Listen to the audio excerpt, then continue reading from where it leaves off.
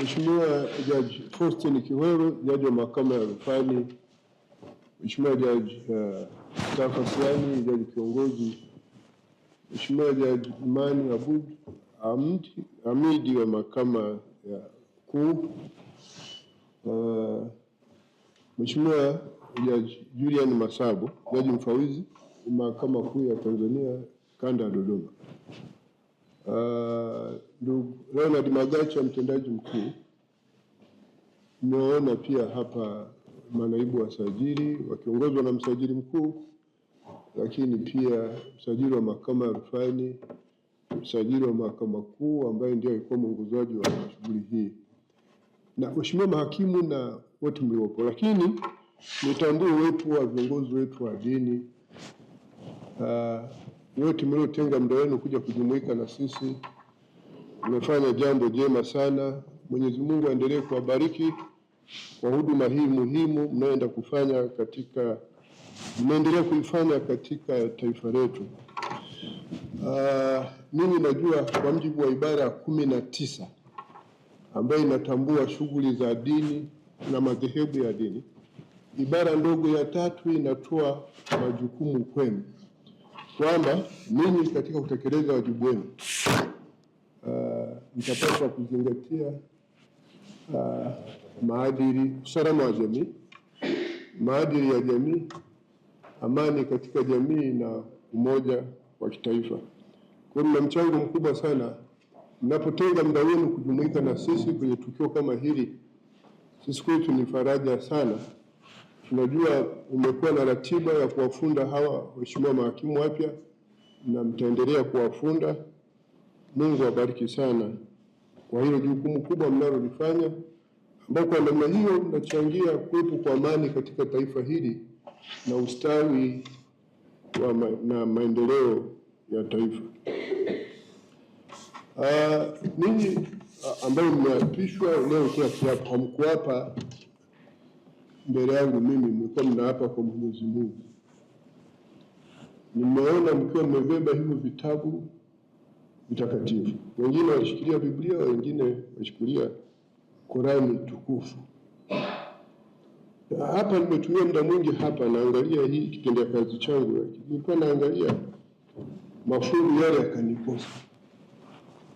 Lakini mnao hapa mbele ya Mungu, kwa sababu mlipokuwa mmemaliza, mlikuwa sikumsikia mmoja kati yenu anasema yeye jaji mkuu nisaidie. Kila mmoja alisema Mwenyezi Mungu nisaidie. Kwa kadiri mlipokuwa mviapo mwende mviishi. Yale maneno mliokuwa mnakula yako kwenye ibara ya 107 Chapter A, ibara ndogo ya kwanza, ibara ndogo ya pili, A na B. Lakini yako pia kwenye ibara 107 Chapter B. Nendeni myaishi. Kwenye kitabu kinachoitwa cha Mathayo sura 7 mstari wa 12. Wale wanaowahi kusoma kitabu hicho, kuna kitu pale kinaitwa kanuni ya kidhahabu, the golden rule. Sasa nilikuwa niangalia ile fungu hapa limepotea, lakini anachokisema pale, anasema hivi: kwa jinsi mnavyotaka mtendewe ninyi, watendeeni wengine vivyo hivyo. Hiyo ndio Torati na manabii. Wewe umechukua jukumu kubwa la kwenda kufanya maamuzi, kuhukumu kesi mbalimbali zitakazoletwa mbele yenu kwenye hizo mahakama za mwanzo. Japokuwa ninyi sio Mungu, lakini mnachukua sasa, mnafanya kazi ambayo kimsingi ni ya Mungu. Ninyi mnawajibika sana. Mnawajibika sana kukiishi hicho kiapo, mkawe mfano kwa wengine. Mnapofanya maamuzi, watu waone kweli kwamba hapa haki imetendeka. Kama wewe kwa mfano hutaki kuomba rushwa na kutoa rushwa, maana yake ni kwamba na ninyi msiombe rushwa kwa watu wengine. Haiwezekani tukaa kwenye ibada siku za Ijumaa, Jumamosi na Jumapili na siku nyingine za ibada, alafu tukashindwa kuitimiza hii kanuni inayotajwa kwenye hichi kitabu, kwamba kwa kadri mnavyotaka mtendewe ninyi na ninyi watendeeni hivyo hivyo hao wengine. Hiyo ndio Torati. Torati kwa lugha nyingine ni sheria yenyewe, vitabu vinne vile vilivyoandikwa na Musa. Lakini manabii ndicho walichofundisha. Na kwa majukumu haya makubwa mlionao kama waamuzi,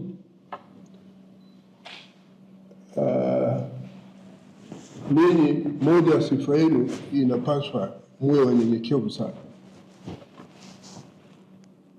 Yaani mtu yote aliye na madaraka makubwa, sifa yake kubwa ya kwanza anapaswa kuwa mnyenyekevu sana. Kwa hiyo kadri mnapokuwa na madaraka makubwa, kwa mfano ninyi mahakimu kule mnakwenda, mtakuwa na madaraka makubwa, sifa yenu ya kwanza mnapaswa muwe wanyenyekevu. Yaani ni hivi, kadri mnapokuwa na madaraka makubwa, kwa kiwango hicho ndivyo mnapaswa kuwa mnyenyekevu, ili muweze kuwatendea haki hao unaowahukumu. Lakini kwa kiwango hicho unapaswa kuwa mtumishi wa wote.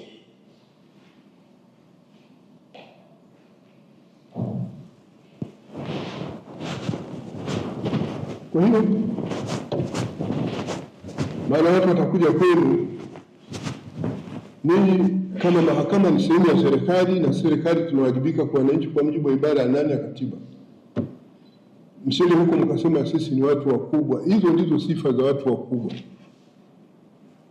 Unapaswa uwe mnyenyekevu, unapaswa uwe mtumishi wa wote. Hapo ndipo utakapoweza kutekeleza hilo jukumu lako la kutoa haki kwa ufanisi ipasavyo. Vinginevyo utaanza kudai watu rushwa na kuamua kufanya maamuzi ambayo hayana maana yote katika jamii.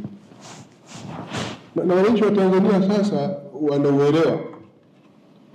Na mimi wale ambao nimeshiriki kuwashuhudia mkila hivi viapo, mimi nilikuwa nawashuhudia tu, ndio maana baadaye pale nimesaini. Na kama nilipokwisha kusema, nyinyi mlikuwa mnaapa mbele za Mwenyezi Mungu, maana mlimaliza kwa kusema yeye Mwenyezi Mungu nisaidie, nendeni mkaishi hivyo viapo.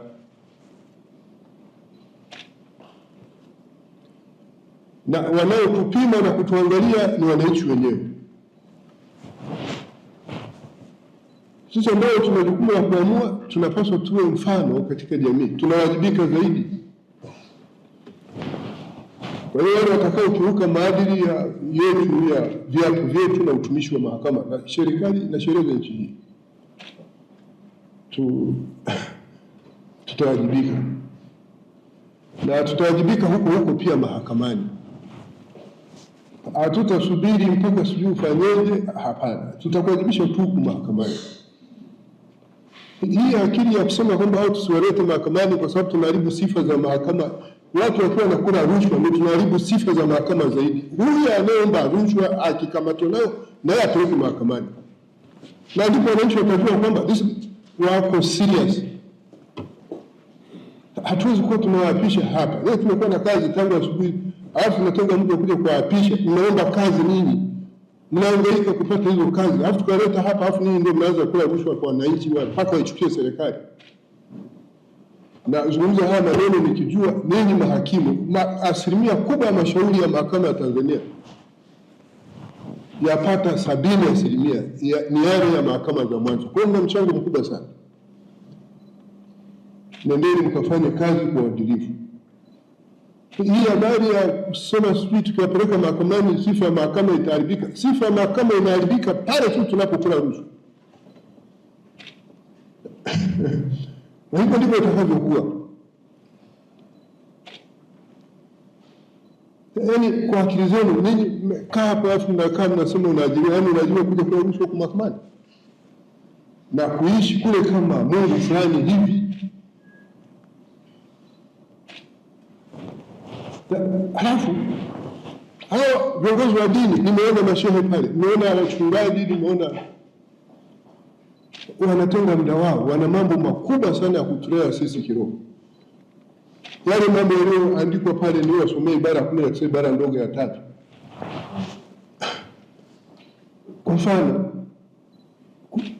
kuhimiza maadili ya jamii ndicho ambacho amekuwa akifanya au ataendelea kufanya kipindi chote mtakachokuwa mnapata haya mafunzo. Maadili ya jamii yanataka tufanye nini?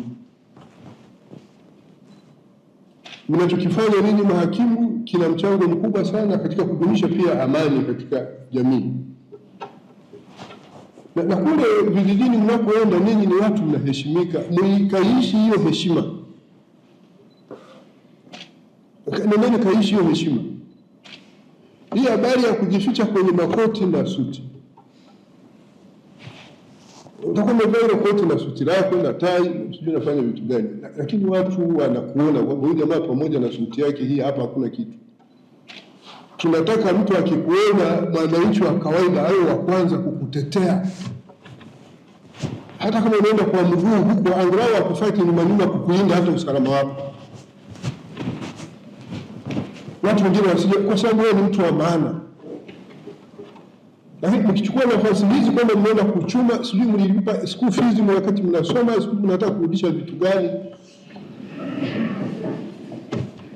wananchi wenyewe wanaangalia, ambao tunawajibika kwao. Serikali nayo inaangalia, na zaidi ya yote Mungu anaangalia. Kwanza Mungu huwa amcheleweshi anayekula rushwa, anamwajibishaje hapa duniani. Yaani unakula rushwa kabisa, unazulumu haki za watu, zikiwemo za wajane, za yatima. Na kwa sababu hiyo niseme hivi, mimi pamoja na mambo mengine mnaenda kushughulikia mashauri ya mirathi. Tumetunga zile kanuni, sitaki kuzirejea, mtaenda mtasoma kwenye mitandao au vyovyote vile mnazijua. Nendeni mtekeleze wajibu wenu huu kwa namna ambayo inastahili, ili kila anayestahili kupata haki mahakamani apate. Na haki nimeshasema mara nyingi, haki maana yake ni nini? Haki maana yake ni uamuzi unaofanywa na mahakama kwa kuzingatia, kutilia maanani na kutekeleza masharti ya katiba na sheria za nchi kwa mujibu wa ushahidi unaoletwa mahakamani. Hiyo ndio haki. Nendeni msipindishe. Ndio haki tu hiyo. Mkafanya hivyo, Mungu ataendelea kuwabariki. Wananchi wale watawafurahia, watawapa ushirikiano, nanyi mtakuwa na umri mrefu, na kwa maombi ya wananchi na viongozi wanaoangalia mwenendo wenu mtapiga hatua kubwa sana katika maisha yenu. Lakini wale watataka kulimbikiza haraka fedha kwa migongo ya wananchi, kuchukua rushwa na sijui kufanya vitu gani, muda sio mrefu tutakuta umeshajipinda mgongo. Yaani huwezi ukaapa mbele ya Mungu alafu yaani nyinyi mnamchukulia Mungu poa. Hivi ngoja, hivi hapo hivi tunalifanya tuzingatie. Unajua katika ile amri ya pili alisema usilitaje bila jina la Bwana Mungu wako. Sisi tunafanya Mungu kama kitu cha kawaida tu hivi, tunakula vyakula ndani, after tunaona kama ambavyo sivyo. Na washauri mimi, kwa sababu mimi kwanza siona na nini mara kwa mara, mimi mpaka nione na nini labda mpaka nimewapisha hivi. Sasa nisingependa mlete kwangu kwenye kikao cha tume ya utumishi wa mahakama inayoshughulika na maadili yenu. Muda mfupi, tarehe 10 tulikuwa na kikao cha mahakimu na majaji hapa. Tarehe 13 hadi tarehe 16, 15 tulifunga ile mkutano. Siku ile ikawa mambo ya vitu gani? Wenzao walichosema, hawanidai mimi Jaji Mkuu wa Jamhuri ya Muungano wa Tanzania kwa sasa, isipokuwa mimi ninawadai vitu viwili: moja, uadilifu, na pili, uchapakazi. Na ninyi mnahusika na hiyo, kwa sababu na ninyi ni mahakimu. Nendeni mkaishi hivyo. Changamoto zetu tulishaziwasilisha kwa rais, na rais amekubali ataboresha maslahi ya utumishi wote wa mahakama. Na hata hivyo, hiyo haiwezi kuwa leseni ya sisi kukiuka maadili ya utumishi wa umma na kula rushwa.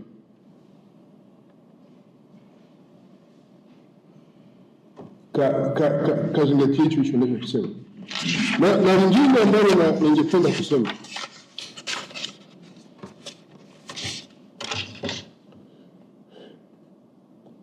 sababu mimi nimekula kiapo mbele ya Mungu. Katika kitabu cha Mambo ya Pili Nyakati, kitabu cha Mambo ya Nyakati wa Pili, Second Chronicles, sura ya 19 mstari wa 6 hadi wa 7, Mungu anazungumza akisema hivi: zingatieni sana yale mnayoyafanya, kwa sababu hamhukumu kwa ajili ya wanadamu tu, bali ni kwa ajili ya Bwana ambaye yu pamoja nanyi kila mtoapo hukumu. Sasa basi, hofu ya Bwana na iwe juu yenu, hukumuni kwa uangalifu, kwa kuwa Bwana Mungu wetu hakuna ukosefu wa haki wala upendeleo wala kupokea rushwa. Nilisikia mnakuwa kiapo cha neno, mwende mwishi haya maneno. Ningeweza kusoma kwenye Qur'ani inayosisitiza haya. Ndio tunaitwa, hata leo tunatumia hakimu, ni neno la Kiarabu linalomaanisha Mungu, jaji, hakimu mkuu, yani hakimu, Mungu anahukumu. Leo ni hakimu, alafu na bihetu kama unatoka kule nani.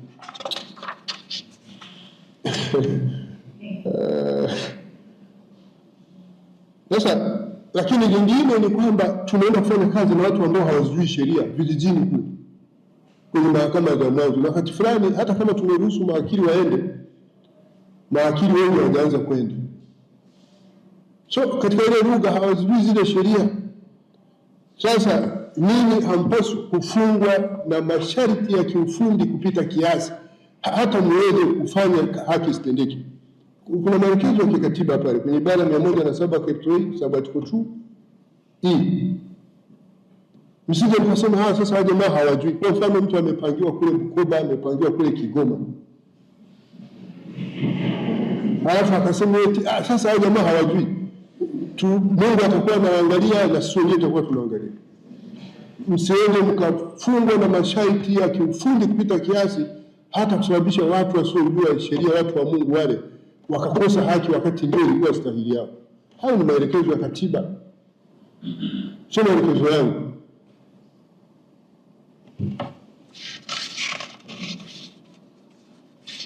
Kwa hiyo mna wajibu wa kutekeleza majukumu yenu kwa kuzingatia katiba, sheria, pasipo upendeleo, ili kulinda pamoja na mengine zaidi imani ya wananchi kwenu na kwa mahakama hii ya Tanzania. Kile kiapo mlichokula ndicho hata mimi nikula kiapo nilisema hayo. Kiapo chenu hakitofautiana na kiapo changu.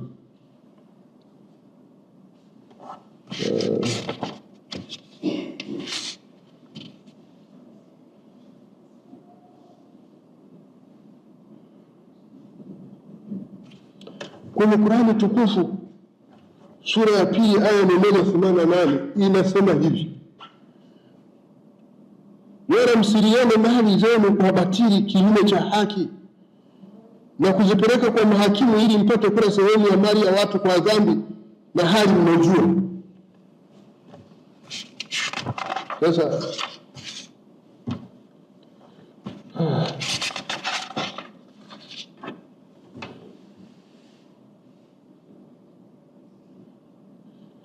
nina ushauri mwingine napoenda kumaliza. Moja, msiruhusu mahakama zitumike vibaya kupitia mashauri yaliyoko mbele yenu. 2, msikubali maahirisho ambayo hayana msingi, yasiyokuwa na sababu za msingi. 3, hitimisheni mashauri yaliyoko mbele yenu mapema iwezekanavyo kwa kuzingatia katiba na sheria, sio kulipua. Dira yetu au vision, haki sawa kwa wote mapema ipasavyo. Ibara ya 107 ibara ndogo ya pili A na B. Pale ambapo kuna sababu za shauri kuchelewa zitachelewa, na hapo nazipima kimsingi. Lakini kama hakuna sababu za msingi za kuchelewesha hilo shauri, malizeni hiyo shauri mapema. Na ninyi wote nikiwaangalia mna shahada za sheria. Hamna uwezo kusema sisi sheria hatujui. Na hata hivyo kabla ya kuajiriwa wengine mlienda law school of Tanzania. mkasoma practical hiyo diploma ya hiyo ya sheria. Kwa hiyo hamtakuwa na kisingizio cha kutokujua sheria wala katiba, mnafahamu. Hivi mlivyo ninyi kwa shahada hiyo moja, kama mngekuwa mmefanya angalau hata miaka 5 hivi ya kazi, unaweza ukateuliwa kuwa jaji wa High Court. Sifa ni shahada moja tu ya sheria kuwa jaji.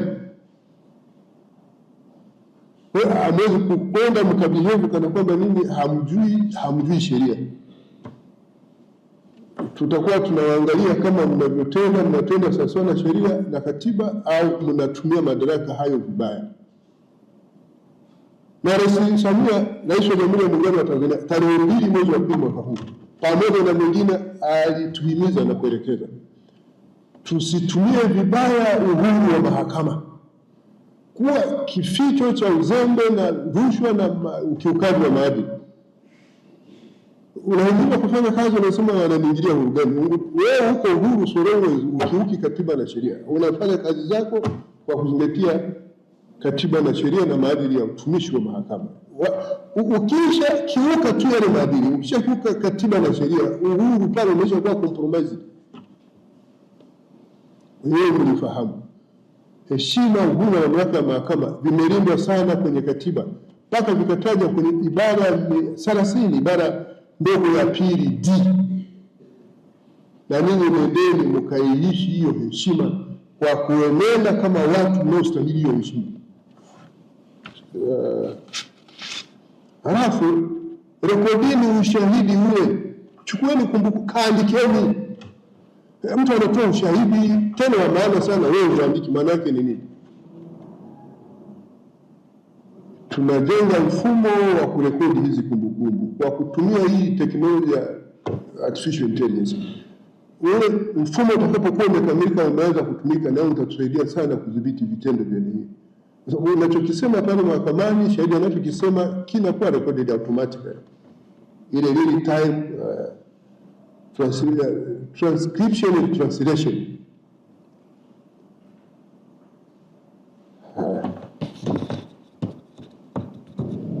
Tano, fanyeni tafiti za kutosha kabla ya kuamua jambo lolote.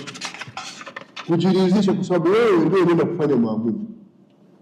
Imekuwa akili, mtu anaishi kutegemea tu mawakili wa serikali na wa kujitegemea. Wewe hakimu au jaji unawajibika na wewe kufanya utafiti wa kutosha, kwa sababu wewe ndio una jukumu la kuamua.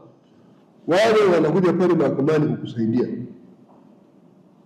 Sasa haiwezi kuwa umekaa pale simamia, atakuja wakili hata atafanya submission, au mwenye kesi mwenyewe atakuja atasema nini? Maskini wa Mungu hajui.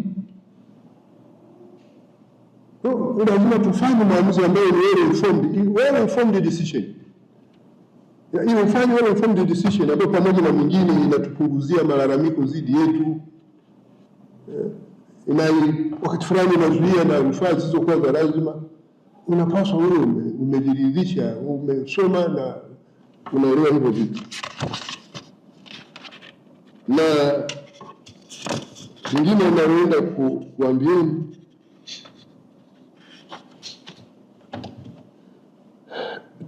ile sheria ya mashauri yote yanayosikilizwa mahakama za mwanzo, kesi za jinai, yanadhaminika. Na hiki kifungu cha 16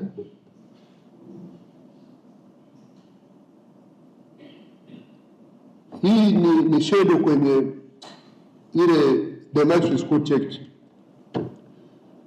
Kinasema hivi: a person may be released on bail with or without sureties. Hivyo maana yake ni nini? Kwamba mtu anaweza akapata dhamana kwa kudhaminiwa au bila hata kuwadhamini.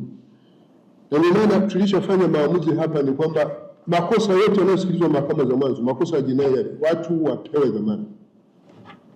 Ana wadhamini wa kumdhamini, wamdhamini; hana ajidhamini.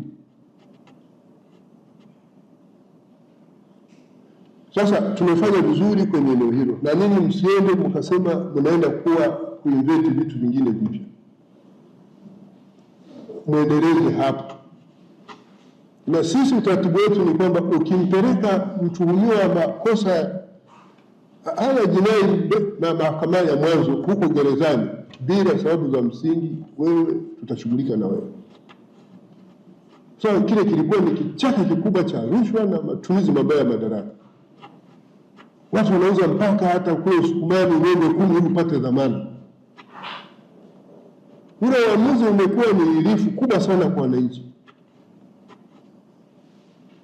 Na tulichosema huyo mtu atakuja tu mahakamani, atakuja tu, na wengi wamekuwa wanakuja hata ambao wamejidhamini.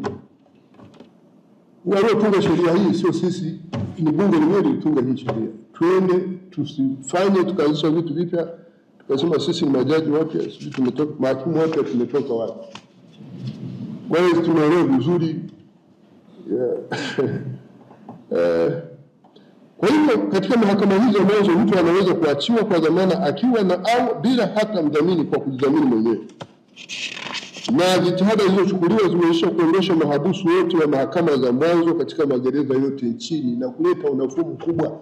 Hao watu wanahudhuria mashauri yao wakiwa wanatokea nyumbani, wanaolima wanalima, wanaovua wanavua, wanaofanya biashara wanafanya biashara, wanaofanya kazi za kuajiriwa wanafanya mpaka siku anahukumiwa. Na kesi zenyewe hizi wanaenenda mashauri ya jinai hazipaswi wala hata kuchelewa, sababu siku unafikishwa mahakamani tayari una mashahidi pande zote mbili. Ndio mwongozo uliopo. Na sisi kama nilivyosema, hatutarajii mtakapoanza kazi magereza kwanza tena kujazwa na mahabusu, na masharti ya dhamana hayapaswi kuwekwa kwa namna inayolenga kumnyima dhamana hiyo. Na hata hiyo sisi tumeshasema huyu anaweza kujidhamini.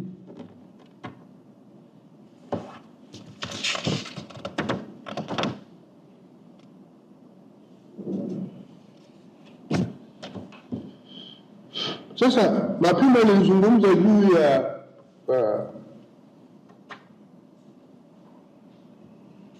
watu ambao ni very vulnerable kwenye jamii kama wajane, japokuwa sio wajane wote, yatima na maskini. Na wakati fulani wanawake, sio wanawake wote, na watoto. Sasa tuliporekebisha zile kanuni za mirathi za mahakama za mwanzo kupitia the Penal Courts Administration of Estates Amendments Rules ambazo ni Government Notes namba 428 ya 2025, pamoja na kusudi la kupunguza urasimu katika masuala ya mirathi, kuleta uwazi na kudhibiti matumizi mabaya ya fedha za mirathi na kuweka udhibiti dhidi ya wasimamizi wa mirathi wenye dhamira ya kutumia vibaya fedha na mali za marehemu. Tulisema pia kuhusu kinga mahususi kwa ajili ya watu magurupu haya, si kwa historia ya mahitaji, hii vulnerable group. Hatuwezi kuwaita watu wanyonge, lakini ni watu ambao wako likely kuonewa hivi. Kwa hiyo katika kanuni ya 5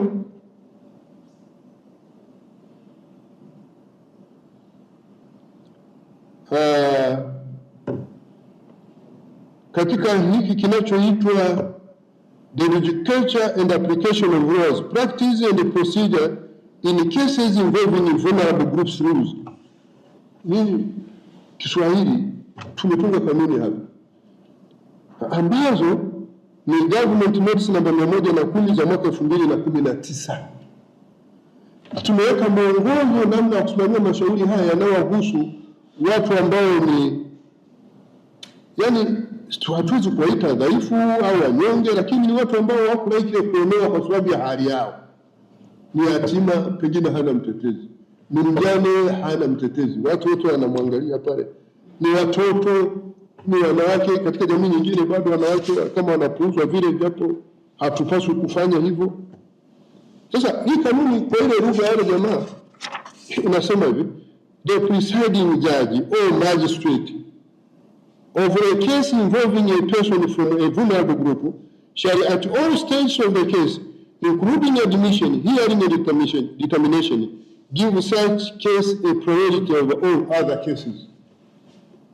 yaani jaji au hakimu anayesikiliza shauri lolote linalohusiana na hawa watu, makundi haya vulnerable ambayo nimesema, katika hatua zote anapokuwa anasikiliza mashauri yake, katika hatua zote ikijumuisha wakati wa kusajili shauri lake, wakati wa kusikiliza na kuliamua, anapaswa azipe kipaumbele mashauri ya aina hii.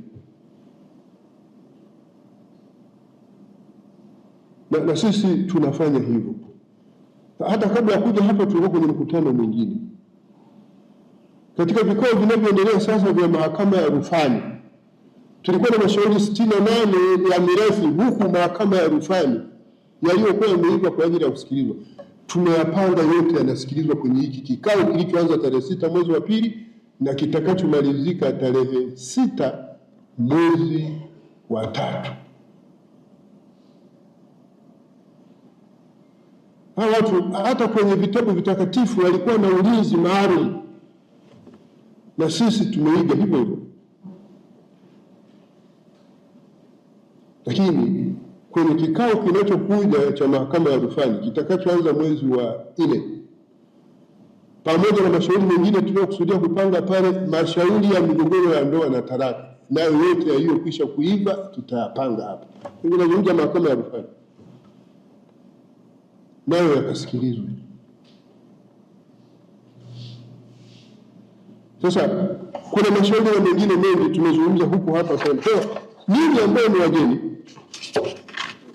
wageni mahakamani, ni mahakimu wapi? Tunataka haya mwajue, sio kesi inamhusu mtoto, inamhusu mama, mwanamke yule, jamii nyingine bado wanaonewa, watu wajane, mashauri ya mirathi. Alafu kila siku na tarehe yako pale unaenda unaahirisha tu hivi. Basi lakini ya mwisho lingine, zingatieni mafunzo haya yanayotolewa na wawezeshaji. Moja, hawa wa chuo cha uongozi wa mahakama ya Lushoto, haya mafunzo yao ni endelevu, lakini hawa jamaa hamtakuwa nao kila siku, hao viongozi wa dini, lakini mnakutana nao kwenye nyumba za ibada siku za Ijumaa, Jumamosi na Jumapili, na hata sifika kama hata mna wasikilizaji. Zingatieni hicho watakachowafundisha au ambacho wamesha wafundisha. Zingatieni haya mafunzo yanayotolewa na chuo cha uongozi wa mahakama ya Lushoto, na Mheshimiwa Jaji Kiweru yuko hapa. Nendeni mwazingatie hayo. Hata sisi tunapoteuliwa, ukiteuliwa kuwa jaji unaenda hapo chuoni wanakufundisha. Ukiteuliwa kuwa jaji wa mahakama ya rufani unaenda hapo chuoni wanakufundisha. Ila isipokuwa tu ukiteuliwa kuwa jaji mkuu ndio waende kukufundisha, kwa sababu anajua tayari sasa unafahamu yote hayo. Ulifundishwa ulipokuwa hakimu, ulipokuwa jaji, ulipokuwa msajili, ulipokuwa jaji wa mahakama ya rufani. Sasa wanakufundisha nini tena? Msiende tu mkasema sisi tumetoka leo siku ya sijui wapi tunafahamu kuliko wao. Huyo kiongozi wao mwenyewe ni jaji wa mahakama ya rufani. Nendeni mkayazingatia mafunzo wanaowaambia.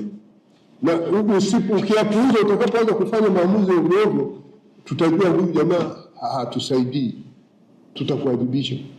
Kwa hiyo nendeni mkayazingatia haya. Na kutoka kwenye kuzingatia mafunzo haya mnafanya maamuzi mazuri.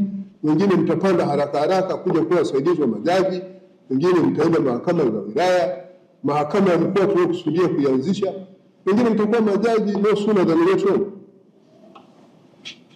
Sasa ukisema mimi nina kipara sijui natoka Msoma na Kigoma na Bukoba huko sijui na Kigoma huko na Msoma na Bukoba, na jamani wabishi hata sijui kuona. Watu wengine wale ni watu wema sana. Basi ndugu yangu, na mwisho wa mafunzo haya elekezi isiwe ndio mwisho wa kujifunza. Hiyo ni mwendelezo wa kujifunza zaidi, hata kupitia watumishi mtakao wakuta kwenye vituo mtakavyopangiwa. Kule mtakuta makarani wa mahakama wale, siku hizi wanaita sijui record management assistant. Wale jamaa akili zao ni nzuri, mtajifunza mengi kutoka kwao. Mtakuta mahakimu wafawidhi mnaenda kufanya nao kazi, jifunzeni kutoka kwao. Hawezi kusema mimi na degree, hata mimi jaji mkuu najifunza kwa wenzangu niliowakuta hapa. Hawezi kusema mimi naelewa kila kitu. Na kwa mwanasheria wa kada yote, au ni jaji au ni hakimu au ni afisa wa kujitegemea wa serikali, yeye swala la kujifunza ni endelevu, kwa sababu karibu kila siku anakuja na kupambana na kukuta kitu kipya. Sasa baada ya kusema haya, kuna mambo mawili nataka kusisitiza, mambo mawili. Moja, uadilifu, integrity. Mbili, capacity to deliver. Na ndio inamalizia na hayo nilikuwa nazungumza juu ya mafunzo na nini. Hivi vitu ni vya muhimu zaidi. Yaani uadilifu wazungu wanaita integrity na capacity to deliver. Wakati fulani wanaita competence. Na kwa Kiswahili tunaita uwezo wa kumudu majukumu kwa ufanisi ipasavyo. Hivyo vitu ni vya msingi sana katika utumishi wetu. Na mimi kati ya hivyo viwili wakiniambia kuchagua kati ya competence na integrity, mimi nitachagua integrity, uadilifu. Kwa sababu huyu ambaye ni mwadilifu ni mtumishi mwadilifu. Japo ni incompetent, huyu tutamtrain atakuwa competent. Huyu unakuwa na competent personnel ambaye ni kama sufuri tu, hapo inasaidia kitu gani? Wewe unaelewa nini watumishi wa Mungu? Mmeelewa hili?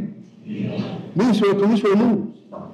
Mimi si sehemu ya serikali ya Jamhuri ya Muungano wa Tanzania, ambayo kitabu fulani kinaitwa cha Warumi sura ya 13 inasema serikali ni mtumishi wa Mungu. Sasa wewe niulize swali. Mungu amesema tusiue, tusiibe. Si ndio? Lakini mwewe kuna anayemwambia mwenzake au na yeye mwenzake, Mungu anamtuma malaika, anakuja anamkamata. Maana Mungu aishi hapa duniani, anaishi kule mbinguni, alafu anampeleka kule mbinguni, alafu anahukumu hiyo kesi. Wewe niambie, nishaona hicho kitu? Hiyo kazi inafanywa na nani? Na serikali. Si ndio? Ninyi mahakama nayo ni serikali. Kwa hiyo ninyi leo ni watumishi wa Mungu. Nendeni mkabiheni kama watumishi wa Mungu. Si watumishi wale wengine mnao kule mitaani, watumishi wa kuhukumu kwa kutenda haki mnapofanya maamuzi. Na mnasomea ile mafungu kwenye Qur'ani na kwenye Biblia. Si ndio? Basi Mungu awabariki sana na watakieni kila la heri. Asanteni sana.